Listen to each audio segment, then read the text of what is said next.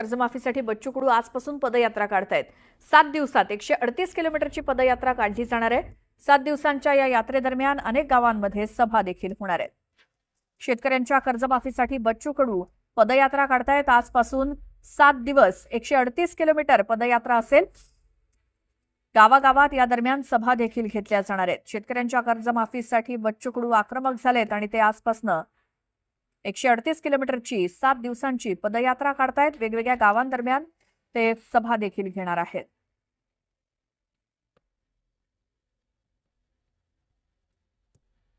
शेतकऱ्यांच्या कर्जमाफी संदर्भात काही दिवसांपूर्वी बच्चू कडू यांनी आंदोलन देखील केलं होतं, उपोषण केलं होतं। मात्र आता पुन्हा एकदा ते आक्रमक झालेत आणि त्यांनी गावागावात फिरून पदयात्रा काढण्याचं ठरवलंय। पुढचे 7 दिवस त्यांची ही पदयात्रा असणार आहे, 138 किलोमीटरची। आमचे प्रतिनिधी संजय शेंडे आपल्या सोबत आहेत। संजय, बच्चू कडू पुन्हा एकदा शेतकऱ्यांसाठी आक्रमक झालेत, कसं असेल आता त्यांचं आंदोलन? हो, निश्चितच बच्चू कडू पुन्हा एकदा शेतकऱ्यांच्या कर्जमाफीच्या मुद्द्यावरून आक्रमक झालेला आहे।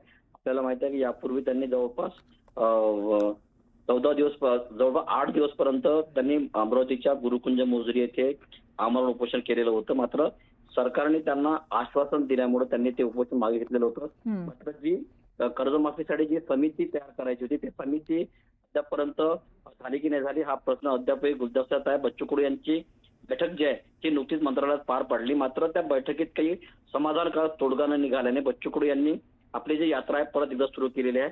अमरावतीच्या देशाचे पहिले जे कृषी मंत्री होते पंजाबराव देशमुख यांच्या गावावरून वाढोणा पापड जे गाव त्यांचं जन्मगाव आहे त्या गावावरून ही यात्रा निघत असून ती जवळपास यवतमाळ त्या ठिकाणी भारतातली पहिली शेतकरी आत्महत्या झाली त्या गावापर्यंत ही बच्चू कडू जी आहे पदयात्रा काढणार आहे।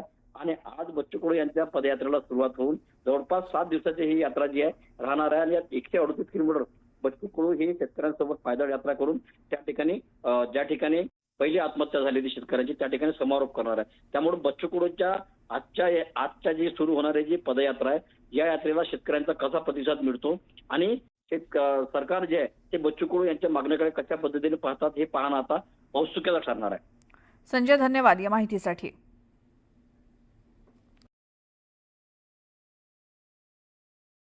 दुसरं काय झालं, शिवाजी महाराज आणि महात्मा ज्योतिबा फुले, मी माझ्या बँकेचा अभ्यास जर केला तर शिवाजी महाराज आणि महात्मा ज्योतिबा फुले मध्ये जे पात्र शेतकरी आहे, जे पात्र आहे त्यांना सुद्धा पैसे दिले नाही।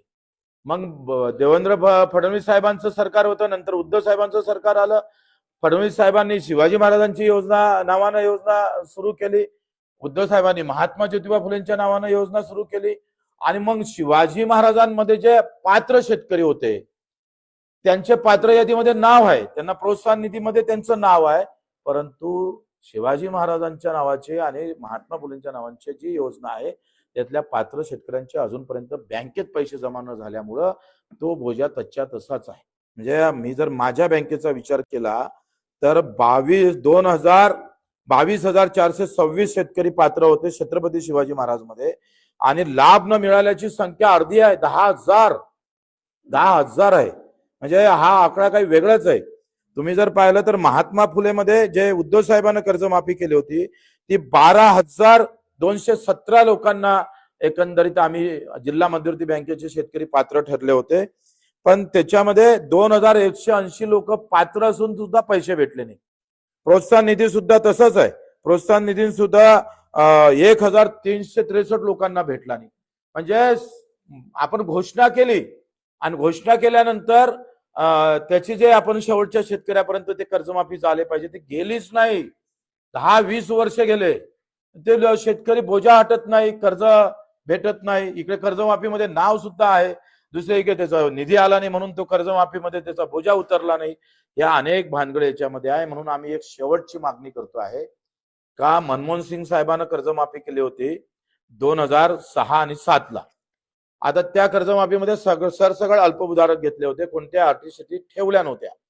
माझं असं म्हणणं आहे का 1996 पासून तर 26 पर्यंत सगळ्या जिल्ह्यात सगळे शेतकरी आहे, 4 लाख असो, 2 लाख असो, 3 लाख असो, असा सगळा जर आकडा काढला तर एका जिल्ह्यामध्ये 2,000 कोटी रुपये पाहिजे शेतकऱ्याला माफ करायला। 30 जिल्हे जर पकडले तर 60 ते 70 75,000 कोटी पाहिजे। म्हणजे पुरा सातबारा कोरा होते. सरकारनं मनावर घेतलं पाहिजे आणि दर वर्षाले 25,000ची कोटीची तरतूद कर्जमाफीसाठी, कर्जमुक्तीसाठी 3 टप्प्यात कर्जमाफी केली पाहिजे. दरवर्षी बजेटमध्ये 25 ते 30,000 कोटी ठेवावं. सगळ्यांचे सातबारे 3 टप्प्यामध्ये नील करून टाका आणि महाराष्ट्राचा इतिहास अख्ख्या हिंदुस्थानाला कळू द्या. वास्तविक पाहता केंद्र सरकारनं कर्जमाफी करणं गरजेचं आहे, परंतु राज्य सरकारनं ते अंगावर घेतलं असेल तर हा एक नवीन उपक्रम या सरकारनं राबवणं गरजेचं आहे. देवाभाऊचंही नाव उज्ज्वल होईल. आमच्या एकनाथजी शिंदे साहेबांचा आम्हालाही शिवसेनेत आल्याला गर्व वाटल्याशिवाय राहणार नाही. आणि मग ही पण मागणी आम्ही करतोय 1996 पासून तर 2026 पर्यंत पुऱ्या महाराष्ट्राला 75,000 कोटी पाहिजे. बहुत बडी बात नाहीये.